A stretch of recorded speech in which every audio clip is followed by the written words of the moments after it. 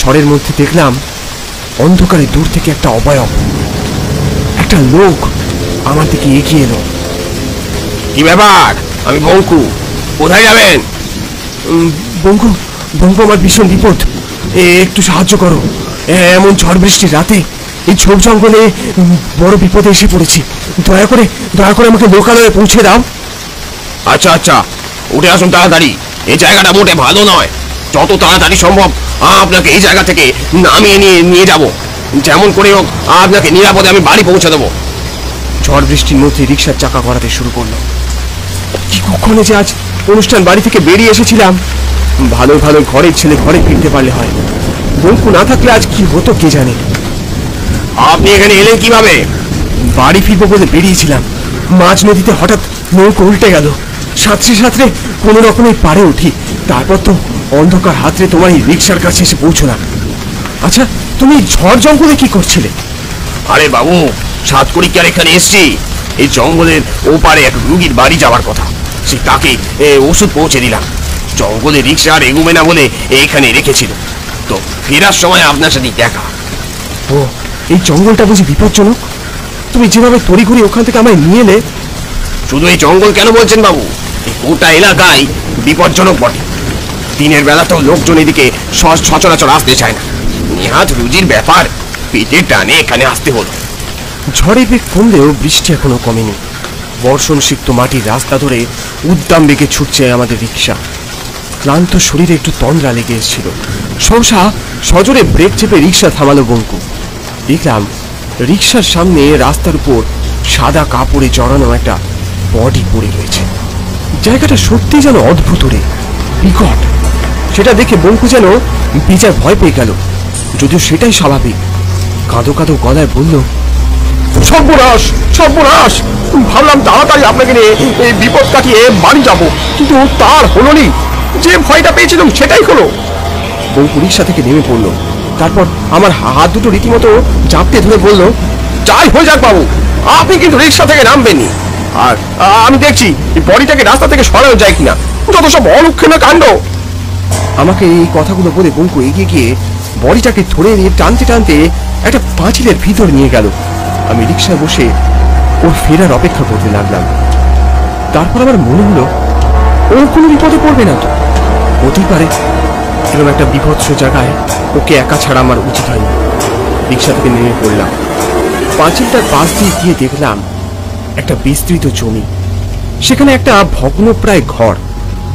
বঙ্কু কোথায়? বঙ্কুকে চারপাশে কোথাও দেখতে পেলাম না। ওর কোনো বিপদ হলো না তো? অজানা ত্রাসে বুকটা কেঁপে উঠল। আমি আরো এগিয়ে গেলাম। ওই ভগ্নপ্রায় ঘরটার দিকে এগিয়ে গিয়ে দেখলাম দেওয়ালের গায়ে লেখা জৈবিক গবেষণা কেন্দ্র। জায়গাটা দেখে মনে হচ্ছে পরিত্যক্ত। ওখানে তো যাওয়ার কথা নয় বঙ্কুর, তবু একবার ডেকে দেখি, বঙ্কু বঙ্কু বঙ্কু। কোনো সাড়া পেলাম না। বঙ্কু কোথায় যে গেল লোকটা? ওই জানলাটা দিকে একবার দেখব। জানলার কাছে পৌঁছতেই কিছু অপার্থিব শব্দ আমার কানে এলো। কারা যেন কথা বলছে। কান পাতলাম সেদিকে। ওরে তাড়াতাড়ি কর, সময় নেই, আমার দেরি হয়ে যাচ্ছে। আমি আর কৌতূহল চাপতে না পেরে জানলায় উকি দিলাম। একটা লোক একটা দেহের উপর হুমড়ি খেয়ে কি যেন একটা করছে। ভালো করে ব্যাপারটা লক্ষ্য করতেই শিরদাঁড়া বেয়ে ভয়ের একটা ঠান্ডা স্রোত বয়ে গেল। যেন এক বিভৎস কাণ্ড ঘটছে ঘরের ভিতর। একটা মানুষের শরীরের সাথে একটা জন্তুর মুন্ডুকে সযত্নে গলার কাছে সেলাই করছে লোকটা। আর সেই জান্তব মুখ থেকে বেরিয়ে আসছে ওই শব্দগুলো, ওরে তাড়াতাড়ি কর। এসব দেখে আমার মাথা ঘুরে গেল। ঘটনার ভয়াবহতায় আমি চিৎকার করে উঠলাম, যে সেলাই করছিল সে এবার আমার দিকে ফিরে তাকালো। তারও বিভৎস মুখ, রক্ত শূন্য ফ্যাকাশে মুখের চামড়া কুঁচকে গেছে। সেখানে লেগে রয়েছে টাটকা রক্তের ছোপ।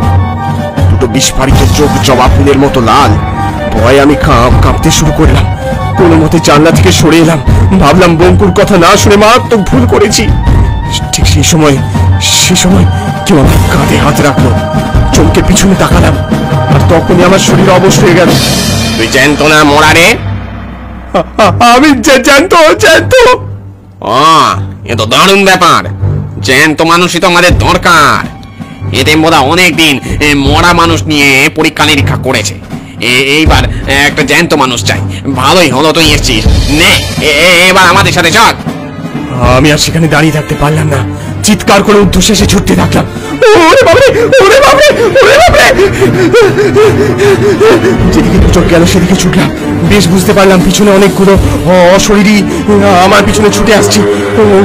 ওগুলোকে মানুষ বলা চলে না, ওরা ভূত, ওরা ভূত। ছুটতে ছুটতে সামনে একটা জঙ্গলে ঢুকলাম মনে হলো। দিক বিদিক জ্ঞান শূন্য হয়ে আমি ছুটে চললাম। ছুটতে ছুটতে একসময় আবার সে নদীর ধারে এসে পৌঁছলাম। পিছনে তখনও সেই ভয়ঙ্কর অশরীরীগুলো আমার দিকে এগিয়ে আসছে। ওরে, পালিয়ে যাবে কোথায়?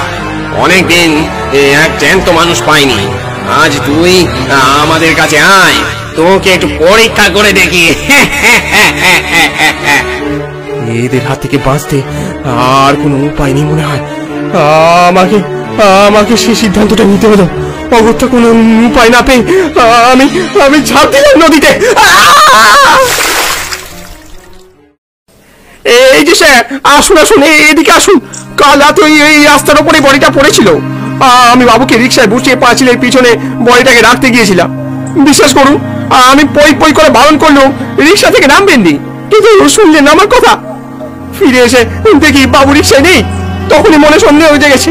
আমি বারবার ডাকাডাকি করলাম, রিক্সা নিয়ে অনেকটা এগিয়ে গিয়ে দেখলুম যদি খুঁজে পাই, কিন্তু না, কোথাও পেলুম না তারে। স্যার, আমাদের ছেলেটার কি হলো আপনারা একটু দেখুন। সে ভালো ছেলে কোথায় যে গেল। আপনারা একটু শান্ত হন। আমরা আজ থেকেই এই ব্যাপারে তদন্ত শুরু করছি। দেখি কি করা যায়। এখন আপনারা সবাই এখান থেকে চলুন, আমাদের জায়গাটা ভালো করে দেখতে হবে।